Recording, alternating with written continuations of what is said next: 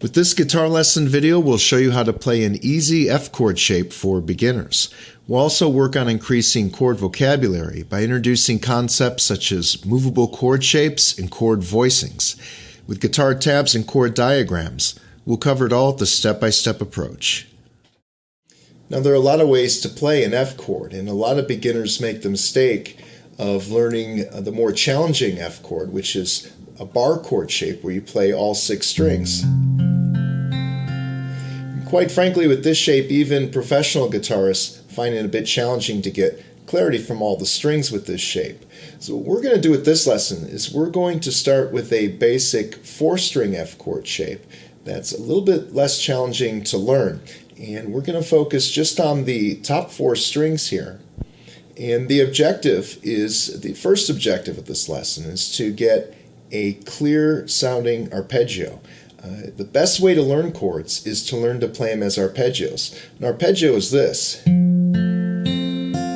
playing the individual strings, getting each string to ring or sustain clearly, and doing that instead of just strumming. Strumming's the easy way out. If you can get an arpeggio to sound clear, then your strum chords will sound better down the road. Now, playing a clear sounding arpeggio, especially if this is your first time trying it, you're probably not getting that clarity out of all 4 strings. If you are, great, you can skip the next 2 clips, but in the meantime, for most of you who I know, you're not getting clarity right now out of all 4 strings. We have some tips in the next 2 clips, including an exercise that help you get a clear sounding arpeggio.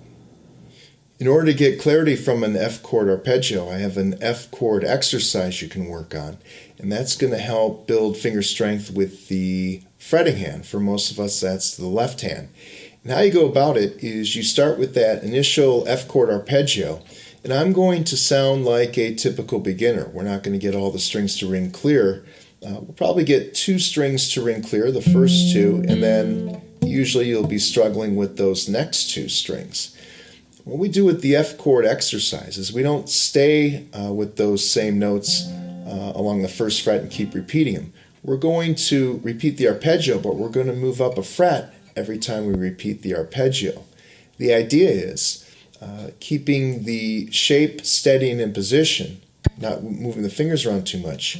Even more importantly, keeping the pressure down with the fretting hand. That's going to build up the finger strength. So I'll do a run through here of how a typical beginner may sound, starting with the F chord exercise, getting 2 strings, and then keeping the pressure down, keeping the shape consistent.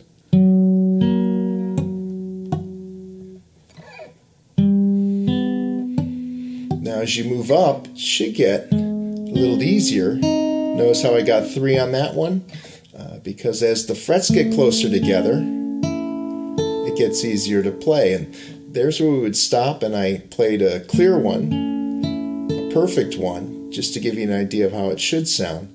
And typically, it'll be that F shape along the 5th fret. That'll be your first clear sounding or perfect arpeggio. The last one, the most challenging, is the initial F chord shape, because again the frets are farther apart. And if you really are a beginner and really doing this for the first time, this F chord exercise, by the time you get to that 5th fret, and again even if you don't get clarity, probably by the time you get there, you're going to be doing this because your fingers are going to get very tired doing this, and that's the point. It's an F chord exercise, and we're trying to build up some muscle strength with the fingers. So it's not a fun thing, but it's one of those ways of paying your dues to build up. You're ready for that next level, and with the next level comes more challenges. So as you gradually build up finger strength, eventually you're going to get all of them to sound clear. But a couple tips before we do it again or do another run through. Number 1, you need to prioritize which notes ring clear first. And what I mean by that, if we go back to the initial F chord, you might recall we got those first 2 to ring. You definitely want that. You want to focus on your bass note. In this case, the bass note for this F chord is the 4th string. If you don't get that string to ring clear, you need to make an adjustment before you worry about the next 3 strings. It's like building a house. you want a good foundation first. So you prioritize getting the bass, then the third, then eventually you get the second, and it's that top string, the one string. That'll be the last note that you want to prioritize as far as sounding clear. A bad habit is this. And then just shifting the fingers and cheating a little bit to get those last two to ring. If you really are struggling, by all means you could do a 2-finger F exercise just to get acclimated to the sound. But for most of you, you want to prioritize, focus on the bass note, the third string, then the second, finally the last. And sort of following that same idea of prioritizing, you want to play the arpeggios slowly. If you go too fast, that's going to result in too many stop and start overs. If you play slow arpeggios, you can actually make adjustments in the middle of an arpeggio. That might get you there a little quicker. So here's an example. Fourth string's good. Oh, problem with the third. Rather than just giving up and going through the motions, if you go slowly, you say, whoops, I'll make an adjustment here. I fixed it. Then you can restart,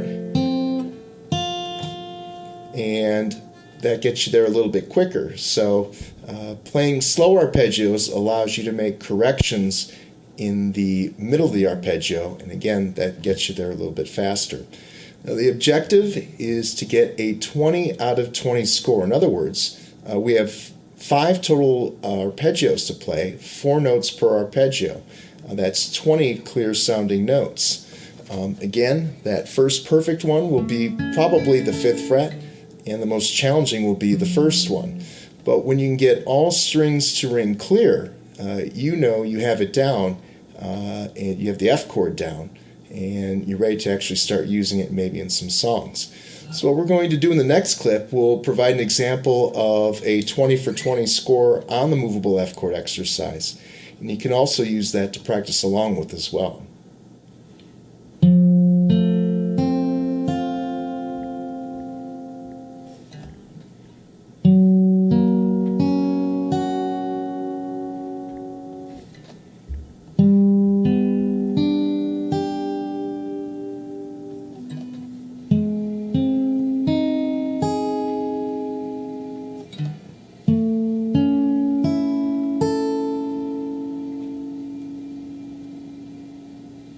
Now, if you know the chromatic scale, you can apply music theory to everything you learn on guitar.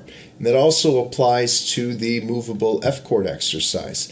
If we were to start with that F chord shape on the 1st fret, if we move that up 1 fret like we did in the exercise, it's still an F shape, but it's a different sounding chord. And that chord will have a different letter name.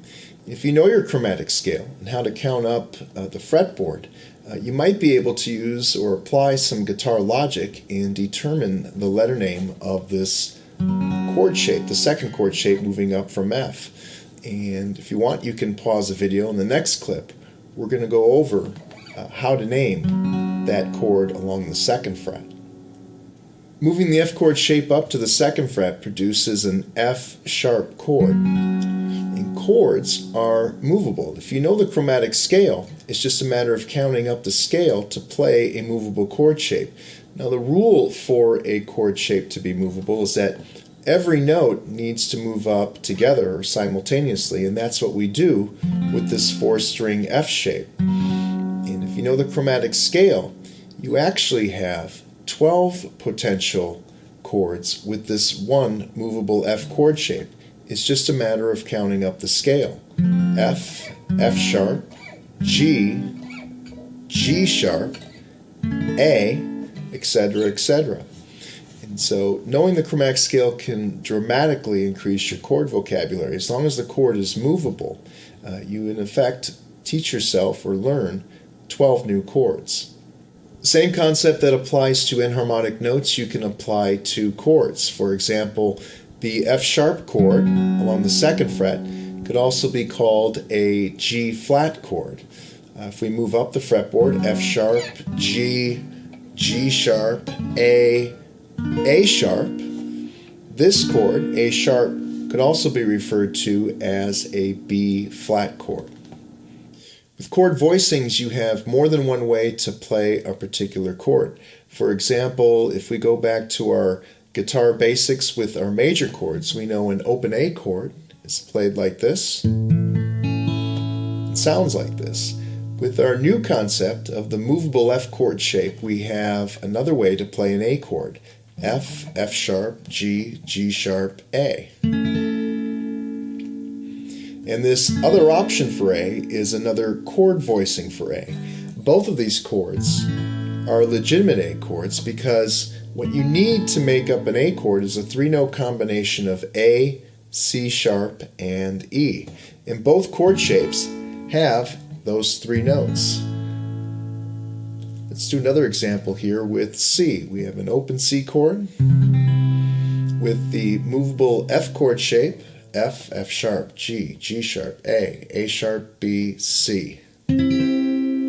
Sometimes it's a good idea for ear training to go back and forth between these different chord voicings. Down the road, this could lead to more songwriting options.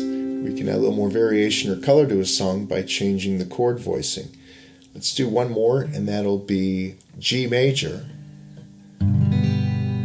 With the F shape, it's not too far away. F, F sharp, G. Again, a very slight variation there, but nonetheless, it's still there. And there's an example of two G chord voicings.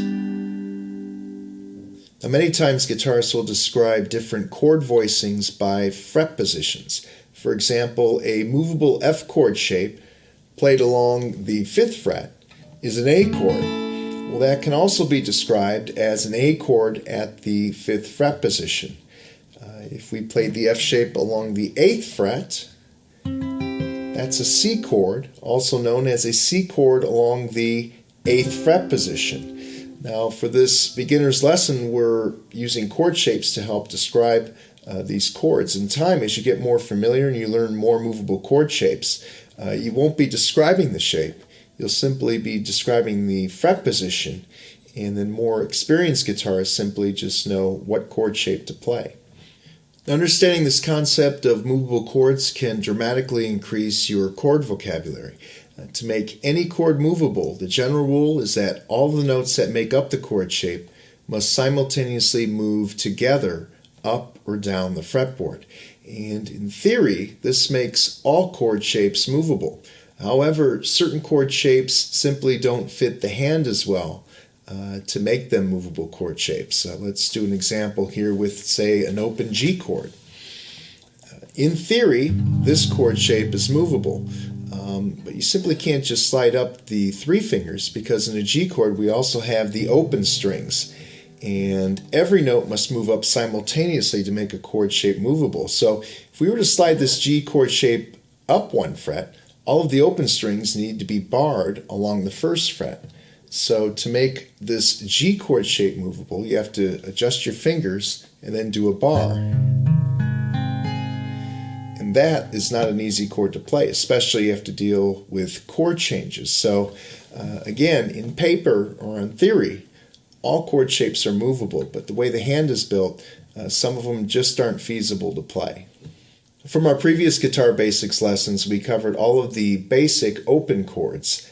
5 major chords, G, C, D, A, and E, along with 3 minor chords, A minor, D minor, E minor. That gives us 8 basic open chords. Today, we introduce you not only to F, which would give us 9, but we also went over the concept of movable chord shapes. So with one F chord shape that's movable, that's actually 12 potential chords. 12 potential chords plus those initial 8 gives you a chord vocabulary now of 20 total chords. And once you get that movable F chord exercise down, you'll be ready for the next challenge, which will be working with full bar chord shapes.